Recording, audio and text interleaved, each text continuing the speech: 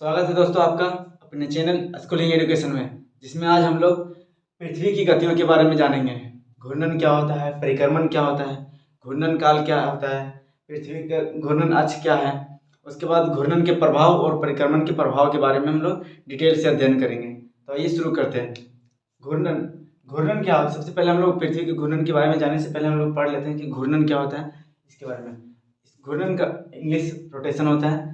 इसका अर्थ की बात करें तो कोई भी वस्तु एक स्थान पर रहकर अगर घूर्णन करती है, घूमती है, उसको घूर्णन कहते हैं। जैसे आपने लट्टू देखा होगा।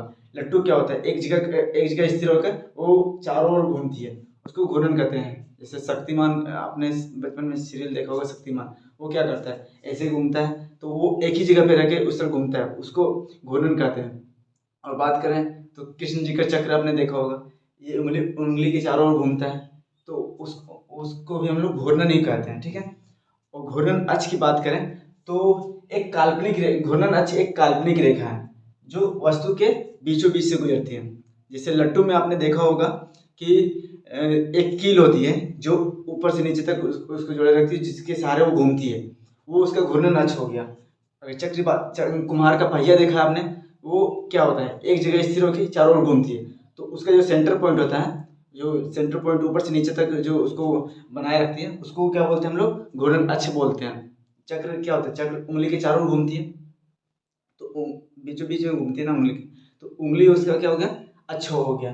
जैसे ये लट्टू है, ठीक है, तो लट्टू के बीच में जो कील होती है, इसका ये क्या हो गया? घूर्णन अक्ष। इसको इंग्लिश में हम लोग रोटेशन एक्सिस बोलते हैं। ठीक है दोस्तों।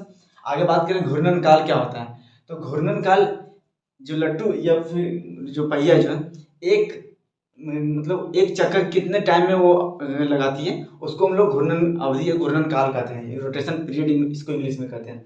जिस समय अवधि में कोई पिंड घूर्णन करते हुए एक चक्र लगाता है, मीन्स एक चक्कर, एक राउंड पूरा करता है, उसको हम लोग घूर्णन काल कहते हैं। ठीक है।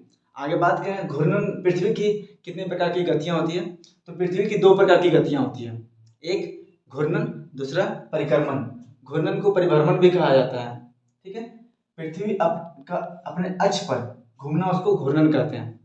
पृथ्वी को आपने देखा होगा दोस्तों कि वो क्या होता है? एक पश्चिम से पूर्व अपने अक्ष पर घूमती है। ठीक है। और परिक्रमण की बात करें तो परिक्रमण क्या होता है? पृथ्वी अपने अक्ष पे घूमने के साथ साथ सूर्य के चारों ओर भी घूमती है। ठीक है। उसको हम लोग परिक्रमण कहते हैं। जैसे आप एक एग्जाम्पल के तहत बताना चाहता हूँ, ये जो टर्न, इसको अगर हम पृथ्वी मान लें, तो ये जो चक्र लगा रही है, इसको हम लोग घूर्णन कहेंगे। ठीक है। देख सकते हैं इसमें एक सुई के सहारे जो पिन ग्लोब में जो होता है, आप देख सकते हैं ग्लोब में क्या होता है? ऐसे दो सुई होती है, एक ऊपर साइड से एक नीचे साइड से, उसके सहारे ये घूमती है। ठीक है। तो इसको क्या बोलते हैं? हम लोग घूर्णन बोलते हैं। ठीक है। और ये अगर मान लें 20 पॉइंट को सूर्य मान लें और इस तरह का अगर ये है, तो इसको हम लोग परिक्रमण कहते हैं। ठीक है। ये क्या होता है? सूर्य के चारों ओर इसके चक्र लगा रहा है, तो इसको बोलते हैं हम लोग परिक्रमण। आगे बात करें दोस्तों तो पृथ्वी के बारे में, पृथ्वी का घूर्णन क्या होता है? पृथ्वी अपने अक्ष पर घूमती है। ठीक है। पृथ्वी का अपने अक्ष पर घूमना घूर्णन कहलाता है। जैसे अभी मैंने बताया था थोड़ी देर पहले, ये अगर मान ले इसको पृथ्वी, ये अपने अक्ष पे ऐसे घूम रही है, इसको घूर्णन कहते हैं। ठीक है। जैसे लट्टू अपने अक्ष पे घूमती है, उसको घूर्णन कहते हैं। ठीक है। इसका प्रमाण क्या है? अगर हम बोले प्रमाण की बात की, कैसे हम जान सकते हैं पृथ्वी घूमती है, तो दिन और रात का होना सबसे बड़ा प्रमाण है कि पृथ्वी अपने अक्ष पे घूमती है। अगर दिन और रात नहीं होते, तो अगर पृथ्वी नहीं घूमती, तो एक साइड पे क्या होता है? दिन होता, जिधर सूर्य की रोशनी पड़ रही है, दूसरे साइड पे सिर्फ रात होती है। उसके बाद फिर इसी तरह रहता, तो इससे जीवन संभव नहीं होता। ठीक है। आगे बात करें तो रात में हम लोग तारों तारों को देखते हैं। तार अगर एक साइड देखें तो रात से क्या होता है? जब शाम का टाइम होता है तो कुछ तारे यहाँ पे इधर से इस साइड होते हैं, और इधर से घूमते घूमते ये पश्चिम की साइड पे डूब जाते हैं। जैसे पूर्व से पश्चिम की ओर तारों की गति जो होती है, ये दूसरा प्रमाण है कि पृथ्वी घूर्णन करती है। आगे बात करें तो पृथ्वी की गति का आभास हमें क्यों नहीं होता है? इसका एक कारण है कि घूर्णन और जो परिक्रमण है, दोनों में निरंतरता के कारण पृथ्वी की गति का हमें आभास नहीं होता है। आगे पृथ्वी हमारी जो है वो पश्चिम से पूर्व की ओर दिशा, पश्चिम से पूर्व दिशा की ओर गति करती है। आगे देखें तो अक्ष क्या होता है और कक्ष क्या होता है? पृथ्वी का अक्ष क्या कहलाता है और पृथ्वी का कक्षा क्या है? तो पृथ्वी जिस अक्ष के सहारे घूमती है, जो जो 0 डिग्री उत्तर पोल को, उत्तरी ध्रुव को और दक्षिणी ध्रुव को जो बीचों बीच काटती पृथ्वी के मध्य से, उसको हम लोग क्या बोलते हैं, अक्ष बोलते हैं। जैसे ग्लोब में आपने देखा होगा 2 सुई होती है, जिसके सहारे पृथ्वी ग्लोब का जो अर्थ था वो घूमता है। ये इसमें 2 सुई लगी हुई, एक साइड इधर से, एक साइड इधर से, जिसके सहारे ये घूम रही है। इसको हम लोग पृथ्वी का अक्ष बोलते हैं। और कक्षा की बात करें तो परिक्रमण जो सूर्य की चारों ओर एक निश्चित पथ पे गति करती है, उसको हम लोग उसका कक्ष बोलते हैं। ठीक है, अब बात करें तो जो पृथ्वी है वो अपने अक्ष पे, जो अगर 0 डिग्री ये मान लें तो अपने अक्ष पे होना चाहिए ऐसे, पर ये यहाँ पे क्या 27 डिग्री झुकी हुई है ऐसे, यहाँ पे ये 27 डिग्री झुकी अपने अक्ष के सहारे 27 डिग्री झुकी हुई है। और कक्षीय समतल के में ये 66 डिग्री का कोण बनाती है। अगर बात करें ये पृथ्वी का घूर्णन परिक्रमण कक्ष है, तो ये ऐसे 66 डिग्री का कोण एंगल बनाती है और अपने अक्ष पे 27 डिग्री झुकी हुई है। ये इंपॉर्टेंट क्वेश्चन है दोस्तों, जिसमें ये एसएससी में हमेशा ये क्वेश्चन आते रहते हैं। आगे बात करें परिदीप्त कक्ष क्या होता है, परिदीप्त वृत्त क्या होता है। तो सूर्य हम देखते हैं दोस्तों, जानते हैं कि जब सूर्योदय होता है तो पृथ्वी के एक साइड पे, आधे भाग पे सूर्य की रोशनी पड़ती है और आधे भाग पे सूर्य की रोशनी नहीं पड़ती है। जिधर सूर्य होता है उस साइड के आधे भाग में क्या होता है, रोशनी पड़ती है इधर, और इधर क्या होता है, रोशनी नहीं पड़ती, जिसके कारण इधर रात होता है। तो दिन और रात को जो अलग करने वाली लाइन है उसको हम लोग प्रदीप्त वृत्त कहते हैं।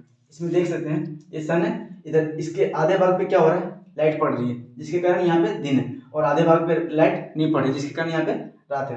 तो इस दिन और रात को जो ये लाइन अलग कर रही है, इसको ही हम लोग प्रदीप्त वृत्त कहते हैं। ठीक है, और एक बात याद रखें तो आर्यभट्ट जो भारतीय खगोलविद थे, इन्होंने सबसे पहले बताया कि पृथ्वी गोल है और पृथ्वी अपने अक्ष पे घूर्णन करती है।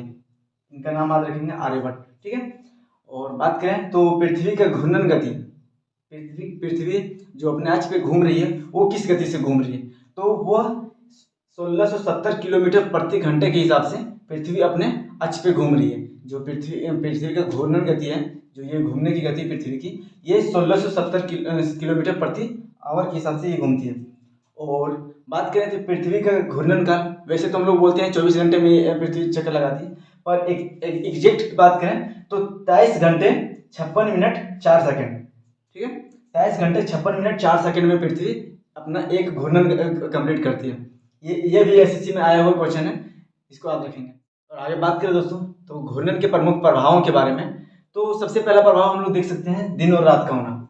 अगर दिन और रात नहीं होते, अगर पृथ्वी घूर्णन नहीं करती अपने अक्ष पे, तो क्या होता है, पृथ्वी के एक भाग पे हमेशा दिन होता और एक भाग पे हमेशा रात होती है। ठीक है, जिसके अगर ये नहीं होता दिन और रात, तो पृथ्वी पे जीवन संभव नहीं हो पाता। और दूसरे प्रभाव की बात करें तो कोरियालिस बल की उत्पत्ति होती है। पृथ्वी जो घूमती है तो उसके चारों ओर कोरियालिस बल उत्पन्न होता है, जिससे पृथ्वी की जो हवाएं हैं, हवाओं की दिशा और महासागरीय जलधाराओं की दिशा को प्रभावित करती है। ये उत्तरी गोलार्ध में क्या होता है, उत्तरी गोलार्ध में दाईं ओर और दक्षिणी गोलार्ध में अपने बाईं ओर मुड़ जाती है।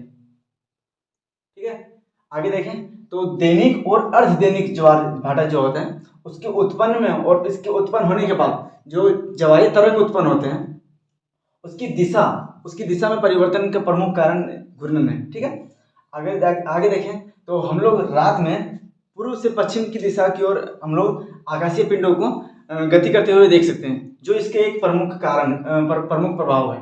ठीक है, अगर दोस्तों जानकारी अच्छी लगी हो तो वीडियो को लाइक करें, कमेंट करें और अदर स्टूडेंट्स के साथ शेयर करें, जिससे वे हमारे साथ जुड़ सकें। धन्यवाद।